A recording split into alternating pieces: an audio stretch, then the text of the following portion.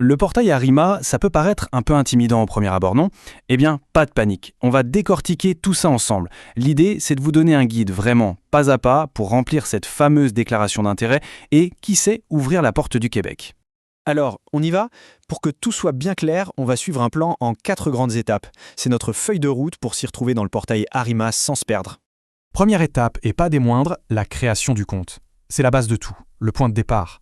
On ne peut rien faire sans ça, c'est vraiment la clé pour rentrer dans le système.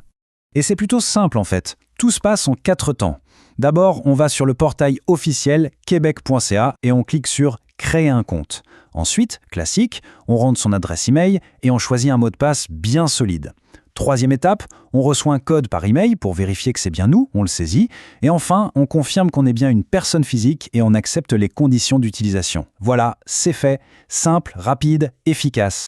Bon, le compte est créé, super. Maintenant, on passe à la deuxième grande partie, le profil personnel. C'est là qu'on va commencer à construire le cœur de notre dossier. Et là, on commence avec quelque chose qui peut paraître tout bête, mais qui est hyper important. Le nom et le prénom. Pourquoi j'insiste là-dessus? Parce que ça doit être exactement comme sur votre passeport. Je dis bien exactement. Le moindre accent, le moindre tiret, la moindre petite différence peut créer des problèmes plus tard. C'est vraiment le genre de détail qui n'en est pas un, croyez-moi. Une fois l'identité bien enregistrée, on passe au reste des informations de base. Date de naissance, lieu de naissance, adresse, tout ça doit être rempli avec la plus grande précision. Ah, et un petit conseil en passant, pour le numéro de téléphone, pensez bien à mettre l'indicatif de votre pays. C'est essentiel pour qu'on puisse vous contacter.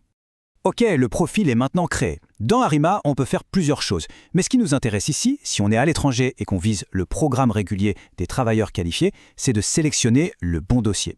Et ces dossiers, c'est la déclaration d'intérêt. C'est ça, la porte d'entrée pour notre projet.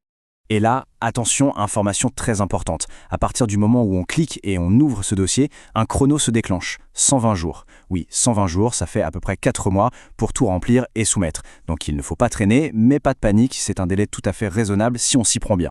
Allez, on attaque la troisième partie, et là, on entre dans le vif du sujet, le parcours professionnel. C'est sans doute la section la plus stratégique. C'est ici que les détails vont vraiment peser dans la balance et donner de la valeur à votre dossier. Et souvent, le premier casse-tête qui se présente, c'est de trouver le bon code CNP, la classification nationale des professions. C'est un code qui doit correspondre parfaitement à votre métier. Et ce n'est pas toujours évident de le trouver. Mais pas de souci, il y a une méthode pour ça. D'abord, il faut utiliser l'outil de recherche de la matrice, en tapant un mot-clé, comme infirmier par exemple. Ensuite, et c'est crucial, on sélectionne la bonne version de la matrice CNP. Puis, on clique sur le titre du métier et on lit bien la description.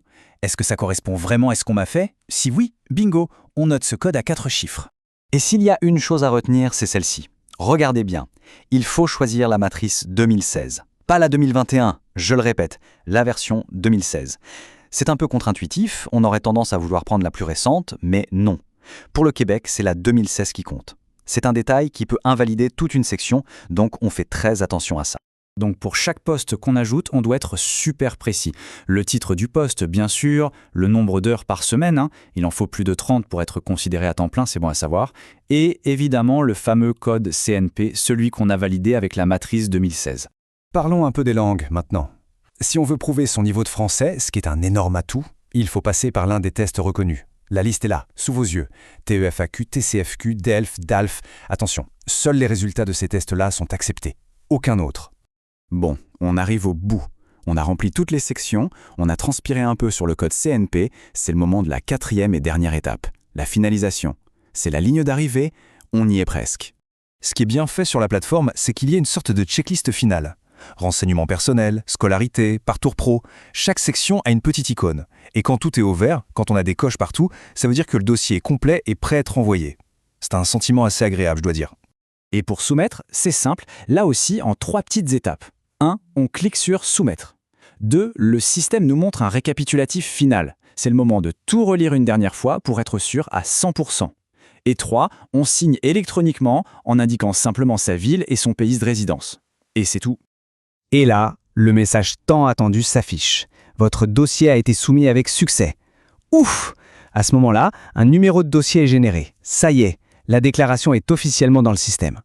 Bon, la déclaration est envoyée. La question qui brûle les lèvres, c'est « et maintenant, qu'est-ce qui se passe ?» Eh bien, le dossier entre dans ce qu'on appelle un bassin de candidats. Il va y être classé et évalué.